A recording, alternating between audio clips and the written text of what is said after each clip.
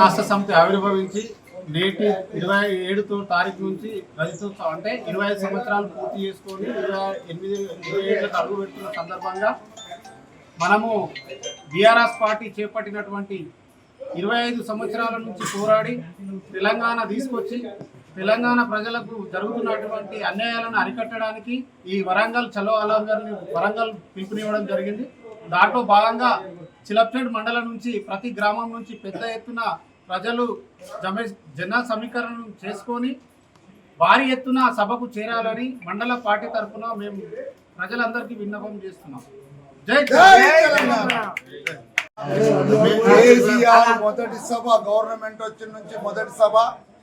ఈ సభకు వాళ్ళు పాటించిన ఆదేశాలే కాకుండా భారీ ఎత్తున ఊరూరికి మన సొంత వెహికల్ తీసుకొని అయినా ఆ సభ ప్రాంగణాన్ని పూర్తిగా చేసి ప్రభుత్వాన్ని వ్యతిరేక విధానాలను ఇప్పుడు మన రైతు బంధు కానీ రైతు బీమా కానీ రుణమాఫీ కానీ ఏవి కాలేవని భారీ ఎత్తున గవర్నమెంట్కు అది మన నిరసనగా తెలిపి భారీ ఎత్తున జన సమీకరణ కావాలని భారీ ఎత్తున జనాలు మన సొంత డబ్బులతోనైనా సరే కార్లు కానీ జీపులు కానీ సుమోలైనా కట్టుకొని బహిరంగ బాగా పెద్ద ఎత్తున పోవాలని అందరికీ మా చిలప్చేడ్ మండలానికి ప్రజలు పిలుపునియాలని మనం చేస్తున్నాం.